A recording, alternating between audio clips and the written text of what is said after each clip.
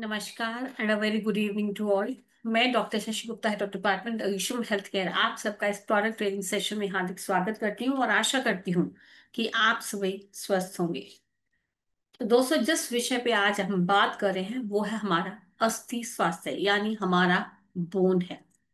पर सबसे पहले ये जानना बहुत जरूरी है कि हमारे जो शरीर में हड्डियां हैं, जो बोन्स हैं, जो छोटी बड़ी 206 से हड्डियां हैं, उनका क्या रोल है, क्यों हमें जरूरी है उनके देखभाल करना। क्योंकि वो हमारी बॉडी का स्ट्रक्चरल सपोर्ट है, यानी हमारे शरीर को एक फ्रेमवर्क प्रोवाइड करती हैं। साथ साथ हमारे शरीर के अंदर जो बहुत नाजुक अंग है, जैसे हमारा हार्ट है, हमारे फेफड़े हैं, वो हमारे वाइटल ऑर्गन्स को भी प्रोटेक्शन देती है। सोचिए, अगर हमारी जो पसलियां, जिसको हम पसलियां कहते हैं, पसली नहीं है, तो हमारा जो हार्ट है थोड़े जर्क के बाद, या फेफड़े हैं थोड़ी इंजरी के बाद, वो डैमेज हो सकते हैं। तो उनको प्रोटेक्शन देने का काम हमारी हड्डियां ही करती हैं, जिन्हें हम रिब केज यानी हमारी पसलियां कहते हैं। इवन कि हमारी जो बॉडी की मूवमेंट्स है, चलना फिरना या चीजों को पकड़ना या किसी भी तरह की बॉडी की जो मूवमेंट है, वो तभी मुमकिन है जब हमारी बोन हेल्थ स्ट्रांग है। क्योंकि हमारी हड्डियां ही उसको, मांसपेशियों को अटैच करने का एक प्लेटफॉर्म देती हैं। साथ साथ हमारी जो हड्डियां हैं एक स्टोर हाउस है उन असेंशियल मिनरल्स का, जैसे कैल्शियम है, फॉस्फोरस है, जो बॉडी की रिक्वायरमेंट के अनुसार उन हड्डियों से रिलीज होती है। यानी जो एक्स्ट्रा अमाउंट ऑफ कैल्शियम है, फॉस्फोरस है, या और हमारे इंपॉर्टेंट मिनरल्स हैं जो बॉडी की रिक्वायरमेंट है, वो एक्स्ट्रा हमारी हड्डियों में स्टोर हो जाते हैं, और जब टाइम रिक्वायर्ड होता है तभी वो रिलीज किए जाती हैं। साथ साथ हमारी जो हड्डियां हैं, वो बोन मैरो यानी अस्थि मज्जा, जो हमारी हड्डियों में होता है, वो हमारे नए सेल्स की उत्पत्ति में हेल्प करता है। इसलिए बोन हेल्थ के बारे में जानना बेहद जरूरी है। अब अगर हमारे जो बोन हेल्थ है वो स्ट्रांग नहीं रहेगी, तो उसका क्या प्रभाव होगा। उससे हमारी जो हड्डियां हैं वो वीकन बोन्स की कैटेगरी में आ जाएंगी, जब हमारी हड्डियां बहुत फ्रेगाइल हो जाएंगी और मात्र थोड़े से फॉल के बाद या गिरने के बाद वो फ्रैक्चर्स के लिए इजिली ससेप्टेबल हो सकती हैं, जिसे हम कंडीशन कहते हैं ऑस्टियोपोरोसिस की। यानी आपकी सबकी, जो लोग अपनी हड्डी बोन हेल्थ पर ध्यान नहीं देते, तो चांसेस है कि उनकी जो हड्डियां हैं वो विद टाइम वीक हो सकती हैं, और जो फ्रैक्चर्स के चांसेस है, जो रिस्क है फ्रैक्चर्स के, इवन आफ्टर माइनर फॉल्स, वो बढ़ सकते हैं। और कभी कभी तो ऐसा भी होता है कि बोन हेल्थ को ऐसी इरिवर्सिबल डैमेज हो जाती है जिसके वापसी मुश्किल है। इसलिए इवन की यंग एज में भी अपनी बोन हेल्थ के बारे में जानना बेहद जरूरी है। तो अगर हम नटशल में बात करें कि हम अपनी हड्डियों को कैसे, स्वास्थ्य को कैसे देख सकते हैं, कैसे हम बनाए रख सकते हैं, तो सबसे पहले बहुत जरूरी है कि हम अपना जो डाइट है उसको बैलेंस लें, यानी पोषक तत्वों से भरपूर है। हमारी डाइट है उसमें कैल्शियम रिच फूड, यानी दूध, दूध से बनी हुई चीजें, हरे पत्तेदार सब्जियां या फोर्टिफाइड फूड्स बहुत जरूरी है, जो विटामिन डी का भी स्रोत है, और विटामिन डी वो है जो कैल्शियम के अब्जॉर्प्शन में हेल्प करेगा। साथ साथ रेगुलर एक्सरसाइज यानी फिजिकल इन्वॉल्वमेंट बहुत जरूरी है। अब चले वो वॉकिंग हो, रेजिस्टेंस ट्रेनिंग हो, या किसी भी तरह की हमारी फिजिकल एक्टिविटी हो जो हमारे बैलेंस और कोऑर्डिनेशन को इम्प्रूव करने में हेल्प कर सकती है। साथ साथ हेल्दी लाइफस्टाइल बहुत जरूरी है। जो लोग अत्यधिक मात्रा में अल्कोहल का कंजप्शन करते हैं या जो लोग स्मोकिंग करते हैं, वो डायरेक्टली एंड इनडायरेक्टली हमारी जो बोन हेल्थ है उस पे प्रभाव डालती है, जिसमें रिस्क ऑफ बोन फ्रैक्चर्स बढ़ जाते हैं। इसलिए समय समय रहते आप एक बार डॉक्टर से जरूर संपर्क करें, और खास करके वो लोग जिनकी फैमिली हिस्ट्री में ऑस्टियोपोरोसिस की संभावनाएं ज्यादा हैं। अब अगर हम बात करें कि हमारी जो बोन हेल्थ है, आजकल जैसे अब हम लोग देख रहे हैं इवन कि यंग पीपल भी बहुत ज्यादा इस इशू से प्रभावित है, तो वो कारण क्या है। सबसे बड़ा कारण हमारी डाइट है, यानी हमारा जो न्यूट्रिशन है वो है, जिसमें कैल्शियम और विटामिन डी की डेफिशिएंसी हमेशा बनी रहती है। अब हम लोग, जो लोग वर्क फ्रॉम होम कल्चर से इफेक्टेड हैं, वो लोग, या जो लोग डे टाइम में नहीं लेकिन शिफ्ट्स में काम करते हैं, तो हो सकता है कि उनको जो सनलाइट है वो पर्याप्त नहीं मिल रही, तो वो भी कारण है हमारी पुअर बोन हेल्थ को लेकर। साथ साथ माल अब्सॉर्प्शन, यानी आपने देखा होगा कि कुछ लोगों को कुछ इश्यूज होते हैं, जैसे ग्लूटेन सीलिएक एलर्जी, यानी स्पेसिफिक को खाना होता है जिसको खाने के बाद उनको लूज मोशन या दस्त लग जाते हैं। तो ये माल अब्सॉर्प्शन सिंड्रोम है। तो उसकी वजह से भी हमारी जो बोन हेल्थ है वो सबसे ज्यादा प्रभावित होती है। फिजिकल इनएक्टिविटी, यानी बिल्कुल भी परिश्रम नहीं करना, हमेशा एक ही जगह पे बैठे रहना या मूवमेंट कम से कम होना, ये भी बहुत इंपॉर्टेंट फैक्टर है हमारी पुअर बोन हेल्थ को लेके। स्मोकिंग और अल्कोहल, वो भी एक इम्पॉर्टेंट कॉन्ट्रीब्यूटरी फैक्टर है हमारी पुअर बोन हेल्थ को लेके। एजिंग, यानी बढ़ती उम्र के साथ स्वाभाविक है कि हमारी जो बोन हेल्थ है वो भी प्रभावित होती है। मीनोपॉज, यानी जब मासिक धर्म बंद हो जाता है तो कुछ हार्मोनल चेंजेस फीमेल में आती है, तो वो भी रीजन है हमारी पुअर बोन हेल्थ को, या अदर हार्मोनल इम्बैलेंस की वजह से, या कुछ मेटाबॉलिक बोन डिजीज जो हेरिडिटी भी हो सकती हैं, कुछ अनुवांशिक बीमारियां जो हमारे फैमिली में रन करती हो, तो वो भी कारण हो सकता है हमारी पुअर बोन हेल्थ को लेके। या हमारी बॉडी में एंडोक्राइन, यानी कुछ ऐसे हार्मोन्स की कारण जिसकी वजह से हमारी बोन हेल्थ इनडायरेक्ट वे से प्रभावित होती है। या कुछ ऑटो इम्यून प्रॉब्लम्स, ये आजकल, पहले सुनते नहीं थे लेकिन आजकल ये बहुत कॉमन होने वाली हैं। ये वो इश्यूज हैं जो हमारी बॉडी के सेल्स अपनी ही बॉडी के सेल्स को डैमेज करना शुरू हो जाते हैं, तो इसे कहते हैं ऑटो इम्यून प्रॉब्लम्स। तो वो रीजन भी है हमारी पुअर बोन हेल्थ को लेके। कुछ स्पेसिफिक तरह की मेडिकेशन जैसे एपिलेप्सी की, या जो लोग लंबे समय से स्टेरॉइड्स पे होते हैं, तो वो भी उनकी बोन हेल्थ को प्रभावित करती हैं। या जेनेटिक्स, यानी अनुवांशिक कैरेक्टर्स, और बॉडी वेट ऑफ फ्रेम, यानी जिन लोगों के कद काठ छोटे हों, जो मीडियम या कम हाइट के हों, तो वो स्वाभाविक है क्योंकि जो बोन हेल्थ है वो कमजोर होती है। तो ये कुछ रैंडम रीजंस हैं जिसकी वजह से हमारी जो अस्थि स्वास्थ्य है वो प्रभावित होता है। अब अगर हम कहें कि हमारे जो अस्थियां हैं उसकी हम कैसे देखभाल कर सकते हैं, तो जैसे मैं बताया कि हमारी जो बोन हेल्थ है वो हमारी डाइट के साथ साथ हमारी कई फैक्टर्स हैं जो हमें प्रभावित करते हैं, जैसे हमारी बोन मिनरल डेंसिटी। ये सुना भी होगा। बोन मिनरल डेंसिटी मतलब हमारी अस्थियों में कैल्शियम, फास्फोरस या अन्य जो मिनरल्स हैं उनकी कितनी अमाउंट है। जितनी बीएमडी, बोन मिनरल डेंसिटी ज्यादा होगी, उतनी हमारी अस्थियां ज्यादा स्ट्रांग होगी। जितनी कम डेंसिटी होगी उतनी हमारी जो हड्डियां कमजोर होंगी।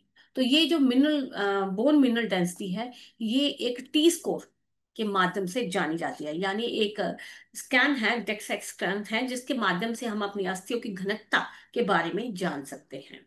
अगर हमारा जो टी स्कोर है -1 से लेके पॉजिटिव की तरफ, यानी -1 से लेके 0 है, फिर 1 है या 2 है, इसका मतलब हमारा जो बीएमडी है वो अप्रोप्रिएट है, यानी हमारी अस्थि घनत्व वो पर्याप्त है। लेकिन अगर यही वैल्यू -1 से लेके -2.5 तक है, तो इसका मतलब हमारी जो अस्थि घनत्व है, जो मिनरल डेंसिटी है, जो डिफरेंट मिनरल्स है हमारी हड्डियों में, वो मात्रा से कम है। और अगर यही वैल्यू -2.5 से भी कम हो, तो इसका मतलब ऑस्टियोपोरोसिस है, यानी ऐसी संभावनाएं हैं कि फ्रैक्चर के चांसेस ज्यादा हो। तो जितना हायर मिनरल डेंसिटी होगा उतनी हमारी जो हड्डियां हैं वो ज्यादा स्ट्रांग बनेगी। और बोन डेंसिटी है वो विद एज या कुछ मेडिकल परिस्थितियां जिसकी वजह से कम हो जाती है, तो ये आगे जाके ऑस्टियोपीनिया या ऑस्टियोपोरोसिस की तरफ बढ़ती है। इवन की जो वुमेन ड्यूरिंग और आफ्टर मीनोपॉज, वो रिकमेंडेड किए जाती हैं कि वो अपना बीएमडी जरूर टेस्ट करवाएं। और अगर आप लंबे समय से ऑस्टियोपोरोसिस की किसी मेडिकेशन पे हैं, हड्डियों से रिलेटेड इश्यूज की आप दवा ले रहे हैं, तो आप सभी को एडवाइस किया जाता है कि आप 1 से 2 साल के भीतर अपना बीएमडी जरूर चेक कराएं। एक नॉन इन्वेजिव टेक्निक है जिसको मेरे ख्याल से आफ्टर 30 जरूर करवाना चाहिए। अब ये बोन मिनरल डेंसिटी ही हमारी जो वैल्यू है, हमारी जो टी स्कोर है, वो डिटरमाइन करता है कि हमारी हड्डियां कितनी मजबूत है। लेकिन कुछ फैक्टर्स हैं, जैसे बढ़ती हुई उम्र, उसमें बोन डेंसिटी कम हो जाती है तो बोन्स नेचुरली विद एज वो कमजोर पड़ जाती हैं। या हमारा जो जेनेटिक्स है, जो हेरिडिटी है, उसकी वजह से भी ये फैक्टर कम पड़ जाता है। या लाइफस्टाइल हमारा पुअर न्यूट्रिशन, जिसमें कैल्शियम जो इनटेक है हमारी बहुत कम हो या न के बराबर हो, अत्यधिक स्मोकिंग, हैव अल्कोहल, अल्कोहलिज्म भी, वो हमारी बीएमडी को प्रभावित करता है। अब देखिए, जब मैं बीएमडी कहती हूँ तो कुछ लोगों के दिमाग में जा रहा होगा बीएमआई। देखिए, बीएमआई और बीएमडी दोनों में फर्क है। बीएमआई का मतलब था बॉडी मास इंडेक्स, यानी आपका जो वेट है, आपकी हाइट के अनुरूप है या नहीं है। लेकिन हम यहाँ कर रहे हैं बात बीएमडी की, यानी अस्थियों के अंदर जो डेंसिटी है, हम उसकी बात कर रहे हैं। फर्क सिर्फ एक डिजिट का है, लेकिन मतलब बहुत डिफरेंट है। तो बीएमडी यानी बोन मिनरल डेंसिटी, यानी आपकी हड्डियों की अस्थि घनत्व। कुछ मेडिकेशंस, जैसे कुछ डाइजेस्टिव डिसऑर्डर्स, मैंने बताया कि जैसे कोई कुछ लोग गेहूं खाते हैं, गेहूं उनको सूट नहीं करता, तो वो लूज मोशन लग जाते हैं, या कुछ दूध और दूध से बनी हुई चीजों को लेते हैं, तब भी ये प्रॉब्लम आते हैं। तो कुछ डाइजेस्टिव इश्यूज भी हमारी बीएमडी को प्रभावित करते हैं। या इवन जो लोग रिमेटॉइड आर्थराइटिस या कुछ एंडोक्राइन कंडीशन से प्रभावित है, तो हो सकता है उनकी जो बोन मिनरल डेंसिटी है वो प्रभावित हो। या लंबे समय से आप कॉर्टिकोस्टेरॉइड्स, यानी किसी भी तरह का स्टेरॉइड का सेवन कर रहे हैं, या एपिलेप्सी की मेडिकेशन लंबे समय से ले रहे हैं, तो वो पैरामीटर्स भी आपकी हड्डियों की घनत्व है सो कम करने में एक महत्वपूर्ण रोल प्ले करते हैं। तो अगर हम बीएमडी की बात करते हैं, सिर्फ ये मतलब नहीं है सिर्फ कैल्शियम की बात कर रहे हैं, हम कैल्शियम की बात भी कर रहे हैं, हम मैग्नीशियम की बात भी कर रहे हैं, फास्फोरस की बात कर रहे हैं, हम पोटेशियम की बात कर रहे हैं, यानी ओवरऑल जितने भी मिनरल्स हमारी हड्डियों की जो डेंसिटी को बनाते हैं।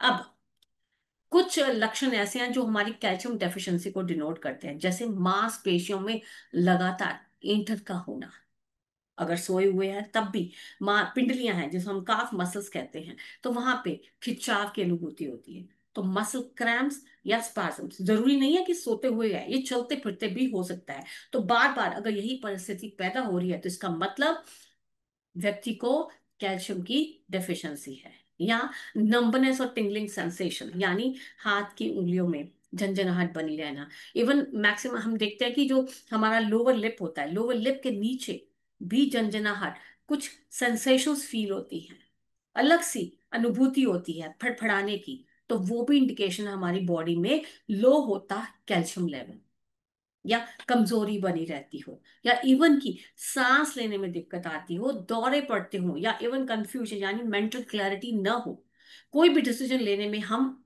अपने आप को असमर्थ सा फील करते हैं, कंफ्यूज स्टेट में रहते हैं, तो वो भी इंडिकेट करता कि कैल्शियम डेफिशिएंसी हो सकती है। या हमेशा बॉडी में मीठा मीठा पेन बना रहना, या ऑस्टियोपोरोसिस, यानी एक ऐसी परिस्थिति जब हमारा बोन मिनरल डेंसिटी कम हो जाता है, तो चांसेस ऑफ फ्रैक्चर बढ़ जाते हैं। या इवन नाखून हमारे बहुत ब्रिटल हो जाते हैं, यानी भुगरना शुरू हो जाते हैं। हमारे जो स्किन है वो भी ड्राई हो जाती है, स्किन इश्यूज भी हो जाते हैं। दांतों से रिलेटेड, क्योंकि कहते हैं ना कि दांत स्ट्रांग होंगे, बच्चों को भी कहते हैं कि दूध पियो कैल्शियम मिलेगा, दांत स्ट्रांग होंगे, तो हमारी डेंटल प्रॉब्लम्स हैं वो भी शुरू हो जाती हैं। और इवन एक बहुत इंपॉर्टेंट लक्षण जो है इर्रेगुलर हार्ट बीट, यानी हमारी जो हार्ट बीट है, धड़कन है, वो अनियमित सी हो जाती है, हमेशा थकावट बनी रहती है, और इवन जो ब्रेन की क्लैरिटी है वो नहीं होती, हमेशा ब्रेन फॉग, फॉगी, यानी क्लैरिटी नहीं होता फोकस में, मेमोरी में, कंसंट्रेशन में। तो ये कुछ लक्षण है वो डिनोट करते हैं कि हमारी बॉडी में जो कैल्शियम लेवल्स हैं वो कम है।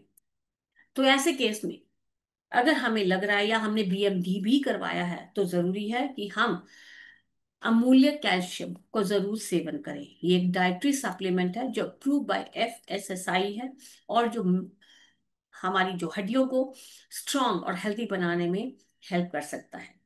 इसमें हड़जोड़, पुनर्नवा, अर्जुन, अश्वगंधा जैसे की इंग्रेडिएंट्स हैं।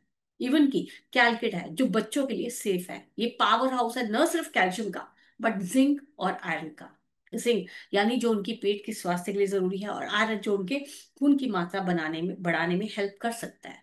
तो अगर हमें फील हो रहा है कि हमारा कैल्शियम लेवल कम है, हमारा बीएमडी डिनोट करता है कि हमारा जो टी स्कोर है वो कम है, -1 से कम है, तो जरूरी है कि हम अमूल्य कैल्शियम को अपना एक जो डेली एक पार्ट बनाएं और इसका सेवन करें। तो अमूल्य कैल्शियम को लेना न भूलें, इवन की बढ़ती उम्र के साथ आफ्टर 30, जैसे मैंने बताया कि हम सबको एक अमूल्य कैल्शियम का सेवन जरूर करना चाहिए। और रही बात कैलकुलेट की, वो बच्चों के लिए है, अबव 4 आप उसको दे सकते हैं।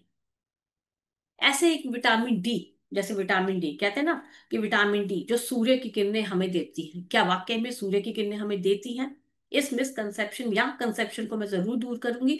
लेकिन सबसे पहले सिम्टम्स क्या है विटामिन डी डेफिशिएंसी की? हमेशा थकावट बनी रहना, कमजोरी बनी रहना, मीठा मीठा पेन जैसे कैल्शियम डेफिशिएंसी में देखा है, मांसपेशियों में भी पेन रहना, क्रैम्प्स पड़ना, कमजोरी बने रहना, मूड चेंजेस, हमारा मूड चेंज होता रहता है, फ्रीक्वेंट इन्फेक्शंस, बार बार मौसम जैसे बदलता है हमें बार बार फ्रीक्वेंट इन्फेक्शन होते हैं, या कुछ खा लिया बाहर से तब भी इन्फेक्शन, तो फ्रीक्वेंट बार बार इन्फेक्शंस का होना ये डिनोट करता है कि हमारी इम्यूनिटी भी कम है और हमारी बॉडी में विटामिन डी भी डेफिशिएंसी है। साथ साथ बालों से संबंधित जो दिक्कतें हैं, हेयर लॉस, रिकेट्स, रिकेट्स क्या होता है? रिकेट्स एक ऐसी परिस्थिति है जिसमें बच्चों की जो टांगे हैं वो बेंड हो जाती हैं, वो बो शेप की हो जाती है। तो ये इसलिए होती है क्योंकि बॉडी में विटामिन डी कम होता है। तो ये जो चलना फिरना, उनकी मूवमेंट है वो प्रभावित करता है। साथ साथ विटामिन डी डेफिशिएंसी अगर ग्रोइंग बच्चा है तो उसकी जो ग्रोथ है वो डिले हो जाती है, और मूड स्विंग के साथ साथ वो चिड़चिड़ापन ज्यादा शो करता है। तो ये लक्षण है कुछ विटामिन डी डेफिशिएंसी के। तो अगर ऐसा लग रहा है तो क्या हम फ्लैक्सीड ऑयल और कैप्सूल ले सकते हैं? तो मैं जरूर कहूंगी कि हम ले सकते हैं। अब ध्यान से देखिएगा, जो फ्लैक्सीड है ये एक वेजिटेरियन सोर्स है, यानी अलसी एक वेजिटेरियन सोर्स है विटामिन डी थ्री का। अब विटामिन डी थ्री क्या है? वेट देखिए, हमारे जब हम कहते हैं कि धूप में जाना चाहिए, विटामिन डी लेना चाहिए, तो क्या हमारी बॉडी अगर धूप से ही विटामिन डी लेती तो हमें अपनी जो डाइट है उसको इम्प्रूव करने के लिए क्यों मेहनत करनी पड़ती? बिकॉज सूर्य की किरणें हैं वो हमें विटामिन डी को देती हैं, लेकिन उस रूप में देती है जिस रूप में बॉडी यूटिलाइज नहीं कर सकती। यानी आपकी त्वचा के नीचे आपकी मांसपेशियों में कुछ रिसेप्टर्स होते हैं जो उस किरणों को अब्सॉर्ब करते हैं। अब एक और स्लाइड से मैं आपको दिखाना चाहूंगी। अब सूर्य की किरणें क्या करती हैं कि त्वचा जब उन सूर्य की किरणों को ऑब्जॉर्व करती है तो वो हमारी मांसपेशियों में स्थित कुछ रिसेप्टर्स होते हैं जिनको वो एक एक्टिव फॉर्म में कन्वर्ट करके हमारे लिवर तक पहुंचाती है। अब ये एक लिवर हमारा वो ऑर्गन है जो वहां पे उस विटामिन डी को कैल्सिडियोल में कन्वर्ट करता है, जो एक प्राइमरी फॉर्म है हमारी बॉडी में सर्कुलेट होते हुआ विटामिन डी का। अब लिवर ने तो कैल्सिडियोल दे दिया, अब हमारी किडनी उस कैल्सिडियोल को कैल्सिट्रियोल में कन्वर्ट करेगी, और ये वो फॉर्म है जब हमारी बॉडी यूटिलाइज करेगी। तो इसका मतलब क्या हुआ कि सूर्य की किरणें तो अपना काम कर रही हैं, लिवर भी अपना काम करे, किडनी भी अपना काम करे, तभी हम सूर्य की किरणों से होने वाला जो विटामिन डी है उसका लाभ उठा पाएंगे। तो फ्लेक्सीड ऑयल और कैप्सूल क्या है? ये हमारे डी थ्री का एक वेजिटेरियन सोर्स है। जो हमारा फ्लेक्सी कैप्सूल है वो 30 की पैकिंग में है, और ये सॉफ्ट जेल कैप्सूल है जिसको आप सेवन कर सकते हैं। साथ साथ जो हमारा फ्लेक्सीड ऑयल है वो कोल्ड प्रेस वर्जिन ऑयल है, जो कोल्ड प्रेस है यानी इसको कोई भी हीट ट्रीटमेंट नहीं दी गई है, और ये वर्जिन है यानी वन टाइम प्रोसेस है जिसके मल्टीपल बेनिफिट्स हैं। इसको आप ओरल भी कंज्यूम कर सकते हैं और लोकली भी अप्लाई कर सकते हैं। तो जिसको जिस मतलब फ्लेक्सीड ऑयल और कैप्सूल, अगर आप कैप्सूल का सेवन कर रहे हैं तो आप एक एक कैप्सूल खाने के बाद गुनगुने पानी के साथ जरूर लें, और अगर आप ऑयल का सेवन कर रहे हैं तो उसको आप जस्ट बिफोर ईटिंग यानी ऑलरेडी रेडीमेड जो आप जस्ट रेडी टू ईट खाना है उसमें आप चार चार बूंदे 3 बार खाने के ऊपर डालकर सेवन कर सकते हैं। तो मेक इट श्योर इसको कोई भी हीट ट्रीटमेंट नहीं देना। तो आप फ्लेक्सीड ऑयल और कैप्सूल का सेवन कर सकते हैं। और साथ साथ बढ़ती उम्र के साथ जब हमारी बोन डेंसिटी कम हो जाती है, बढ़ती उम्र के साथ मल्टीपल इश्यूज आते हैं, हार्मोनल इश्यू से लेके हमारे मतलब every type of degenerative changes भी आनी शुरू हो जाती हैं। तो मैं कहूंगी सभी को आफ्टर 30 गो लाइफ का सेवन जरूर करना चाहिए, बिकॉज ये कॉम्पोजिशन है उस फार्म सोर्स ऑर्गेनिक हर्ब की जो आपकी जो सफिशिएंट है आपकी daily requirement of vitamin minerals और फाइबर की पूर्ति करने के लिए। ये 100% वेजिटेरियन है, जिसके इंग्रेडिएंट्स कई इंग्रेडिएंट्स है, जैसे कि मैंने बताया आपको, मशरूम है, खजूर है जो ऊर्जा देता है, शिलाजीत है, अश्वगंधा है, मोरिंगा है, एलोवेरा है, ग्रीन टी, हल्दी है, काली मिर्च है, यानी इन घटकों के बारे में हमने सबने सुना है, लेकिन इनकी परफेक्ट कॉम्पोजिशन वो गो लाइफ है। क्योंकि गो लाइफ माइक्रो और मैक्रो न्यूट्रिएंट्स का एक महत्वपूर्ण सोर्स है। अब माइक्रो का मतलब क्या है? माइक्रो यानी थोड़ी क्वांटिटी, मैक्रो यानी ज्यादा क्वांटिटी। क्योंकि हमारे शरीर में जिन चीजों की रिक्वायरमेंट होती है, वो कुछ ऐसे तत्व हैं, कुछ ऐसे मिनरल्स हैं जो मात्रा में थोड़े रिक्वायर्ड हैं और कुछ ज्यादा रिक्वायर्ड। तो माइक्रो और मैक्रो न्यूट्रंस की पूर्ति करने में गो लाइफ आपकी जो सपोर्टिव हेल्प कर सकता है। तो सभी लोगों को आफ्टर 30 गो लाइफ को मल्टीपल बेनिफिट्स, लेकिन मैं क्योंकि बोन हेल्थ की बात कर रही हूँ तो मैं यही कहूंगी कि आफ्टर 30 हम सबको गो लाइफ का सेवन जरूर करना चाहिए। एक टैबलेट सुबह, एक टैबलेट शाम, खाने के बाद गुनगुने पानी के साथ। सो अब जैसे हमने बताया कि हमारी कैल्शियम की कमी पूरा करने के लिए हमें कैल्शियम का सेवन करना चाहिए, हमें फ्लेक्सीड ऑयल का या कैप्सूल जो सॉफ्ट जेल कैप्सूल उनका सेवन करना चाहिए। तो अगर ऐसा होना चाहिए तो हमारी रोल ऑफ लिवर और किडनी क्या है हमारी बोन हेल्थ में? देखिए, चाहे आप दुनिया भर का अच्छा खाना खा रहे हो, लेकिन फिर भी कई बार ऐसा होता है कि हमारी जो लिवर हेल्थ है या हमारी किडनी हेल्थ है ठीक नहीं होती, जिससे हम उस खाए हुए आहार का बेनिफिट नहीं ले पाते। जैसे मैंने अभी आपको बताया कि सूर्य की किरणें तो भले ही हमें दे रही हो, लेकिन हमारी लिवर हेल्थ, हमारी किडनी हेल्थ का भी दुरुस्त रहना बेहद जरूरी है। अगर हम सप्लीमेंट्स भी ले रहे हैं, अगर हम फूड भी अच्छा खा रहे हैं, लेकिन हमारी किडनी ठीक नहीं है, हमारा लिवर नहीं ठीक है, तो हम खाए हुए आहार से नहीं बेनिफिट ले पा रहे। हम विटामिन डी को, जो कैल्सिडियोल जो लिवर कन्वर्ट करता है उस इनएक्टिव फॉर्म को, वो नहीं कन्वर्ट कर पा रहा, तो किडनी किसको यूज करेगी? इसलिए विटामिन डी की कमी बनी रहती है। इसलिए और साथ साथ जो हम खाने में भी, आहार में भी ले रहे हैं, तब भी हमारी जो लिवर है उस कैल्सिडियोल को किडनी को कैल्सिट्रॉल में कन्वर्ट करने के लिए भेजता है। तो ये कैल्सिट्रॉल वो एक्टिव फॉर्म है जो हमारी बॉडी यूटिलाइज करती है। इसलिए अपनी किडनी हेल्थ, अपनी लिवर हेल्थ को दुरुस्त रखें समय समय रहते। हम हमें अपने जैसे बॉडी की डिटॉक्सिफिकेशन, हम बार बार यही बात करते हैं कि बॉडी की डिटॉक्सिफिकेशन बहुत जरूरी है। क्योंकि डिटॉक्सिफिकेशन के माध्यम से हमारे शरीर में जो जमा हुआ फ्री रेडिकल्स हैं, जो टॉक्सिन्स हैं, वो तभी निकल पाएंगे। ब्रिजेश जी, आप अपना हैंड नीचे डाउन कर लीजिए, सबको मौका दूंगी सर।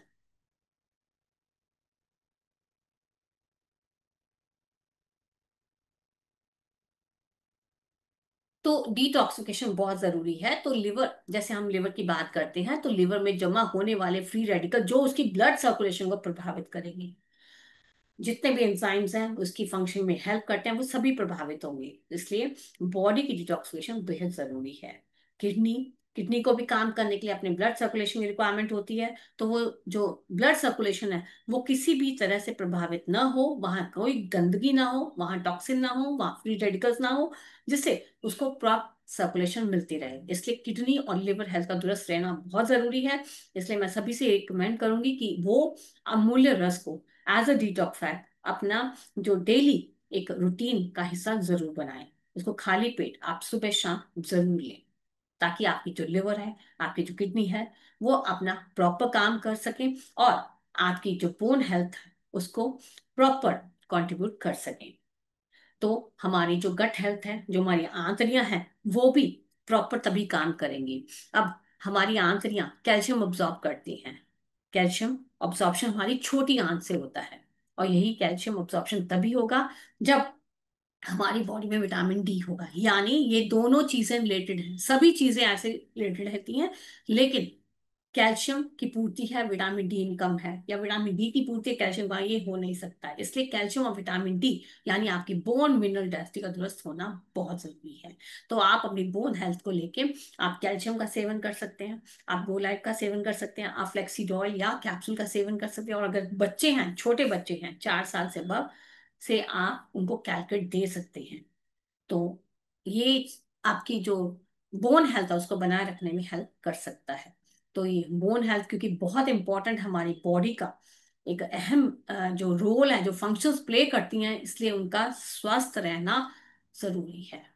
तो जितनी भी है मैंने आपको प्रोडक्ट से रिलेटेड इंफॉर्मेशन दी, जितनी भी मैंने आपको बोन रिलेटेड इंफॉर्मेशन दी, तो मैं चाहूंगी कि आप सभी उसको मुझे किसी भी क्वेरी के लिए इससे मुझे डॉक्टर ऑन कॉल पे भी संपर्क कर सकते हैं, हमारे लैंडलाइन नंबर पे भी संपर्क कर सकते हैं, और DRM के माध्यम से भी मुझे संपर्क कर सकते हैं। लेकिन मैं एक चीज और बताना चाहूंगी कि जो फ्लेक्स सीड है, जैसे हम बात कर रहे हैं फ्लेक्स सीड की, तो फ्लेक्स सीड में लिग्नेंस होते हैं। लिग्नेंस क्या करते हैं कि जो मेल जो टेस्टोस्टेरोन है उनको बैलेंस करने में हेल्प करते हैं। और अगर फीमेल्स मीनोपॉज जैसे मैं बात कर रही हूँ, तो वो मिमिक करते हैं ऑस्ट्रोजन लेवल्स को, यानी ये हार्मोन्स लेवल को बैलेंस बनाने में हेल्प करेंगे। तो आपके हार्मोन जब बैलेंस होंगे तब आपकी जो बोन हेल्थ है वो भी दुरुस्त रहेगी। इवन कि कुछ लोग सिर्फ ग्रीन टी पीते हैं, जो ग्रीन टी को कहते हैं, और जो लोग अत्यधिक मात्रा में चाय सेवन करते हैं, वो हमारी बोन हेल्थ के लिए अच्छा नहीं है, क्योंकि उसमें होता है कैफीन। कैफीन क्या करता है, वो हमारे कैल्शियम अब्जॉर्प्शन में इंटरफेयर करता है, जो उनकी सेक्रीशन यूरिन के माध्यम से बढ़ा देता है। इसलिए पिए, लेकिन मॉडर्नाइजेशन में। और कभी कभी तो वो कैल्शियम हमारा ऑक्सलेट के साथ बाइंड हो जाता है, तो हमारे कैल्शियम लेवल, जो अत्यधिक मात्रा में चाय पीते हैं, ये उन सब के लिए नसीहत है कि वो अपनी चाय की जो इंटेक है उसको लिमिट करें। कहते हैं ना कि एवरीथिंग जो एक्सेस में हो, मॉडर्नाइजेशन में ली जाए वो तो ठीक है, लेकिन एक्सेस में ली जाए वो हर चीज खतरनाक है। तो अपनी बोन हेल्थ के लिए अपनी डाइट को मेंटेन रखें, और समय समय पर अपना BMD जरूर चेक कराएं, फिजिकल एक्टिव रहें, साथ साथ आप पानी की इंटेक भरपूर मात्रा में लें। तो आई होप मेरी इंफॉर्मेशन सभी के लिए बेनिफिशियल रही होगी, और ये आपको इन्फॉर्मेशन यूट्यूब चैनल्स और फेसबुक पेजेस पे भी अवेलेबल हो जाएगी। तो कृपया से लाइक करें, सब्सक्राइब करें और शेयर करना न भूलें। तो इसी के साथ मैं ये प्रेजेंटेशन यही समाप्त करती हूँ।